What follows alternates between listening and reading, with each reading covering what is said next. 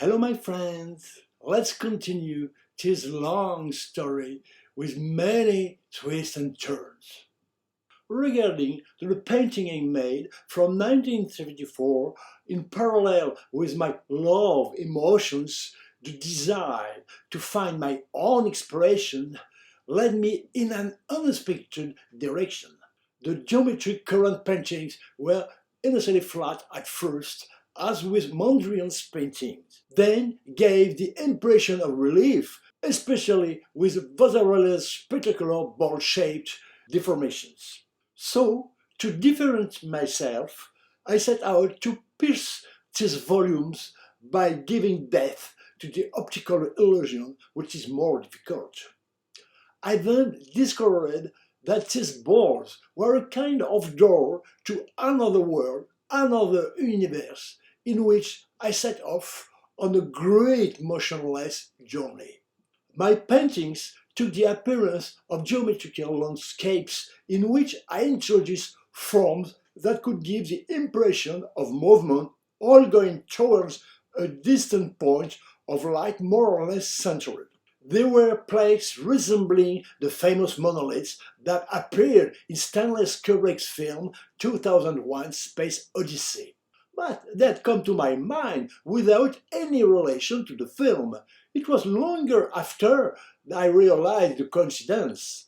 Like in this movie, after a while I introduced fantastic shapes and above all, I also ended up with a room, the Extasium. I also introduced balls, bubbles, and fluid lines going in the same luminous direction. I built kinds of planets and satellites. On the one hand, I was traveling by pure intuition in a universe close to science fiction, and on the other hand, I was exploring the infinity small of the atom or the inner dimension of alchemy. Unlike most painters who paint picture after picture without being connected to each other, I was going, without realizing it at first, in the same direction that was imposed itself on me in a kind of great journey. I spiraled the pictures of these paintings onto a large panel that I called the Odyssey of Consciousness. At the time, it was just a name that came to mind without me thinking about it. But as time went by, realized that, on the one hand, some of the paintings were precursors of events happening in the world, either in their appearance or their title. And on the other hand, which I realized much later, that others were premonitory of the Extasium and the revelation it brought to me concerning the great question that humanity is asking itself. This consciousness is the one that was pushing me in a direction that I didn't see at the time, but that I felt was very important. It was only much later that I knew what it was, and I would explain it in another episode. Technically, I had started painting with brushes with flash acrylic paint in pots by numbered flat and limited by tape.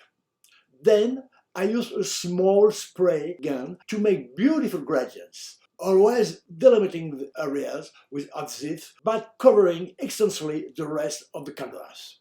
I could only realize what the painting looked like once I had removed all the covers, and the surprise was not always good. Either the adhesive had come off and the paint had spilled and stained other areas, or the masking had not adequately protected the rest of the composition, and often everything had to be redone.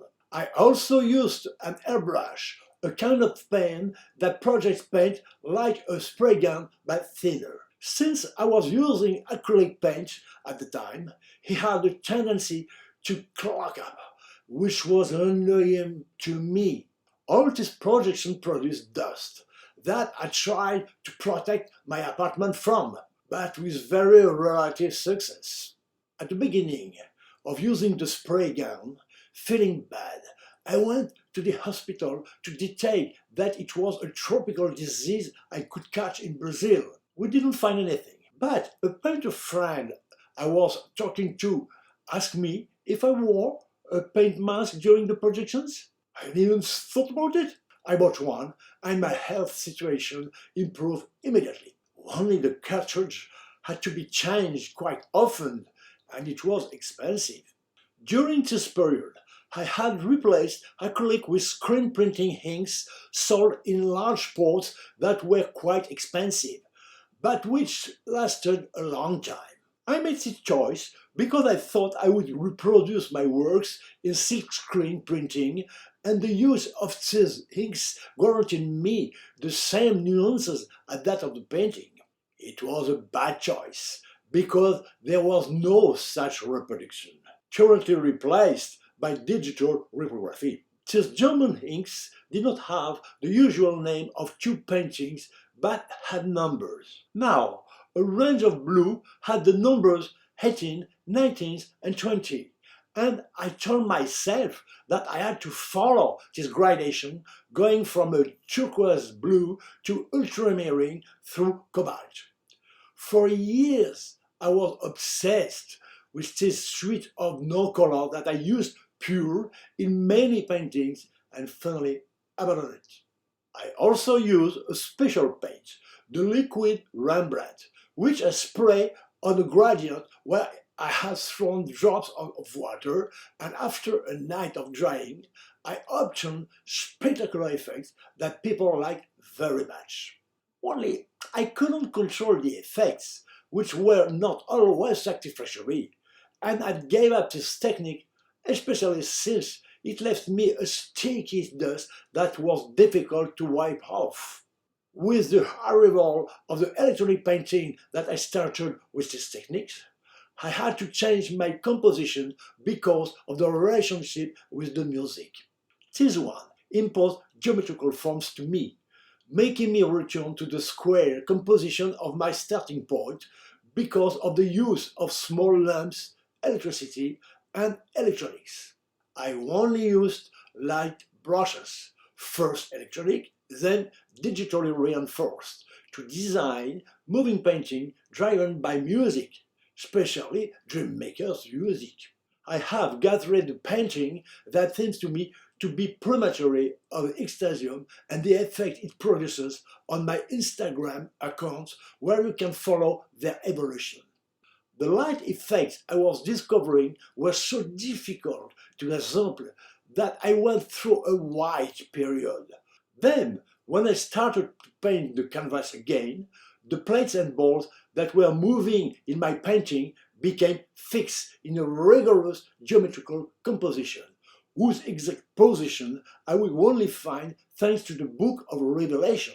What I will tell you later.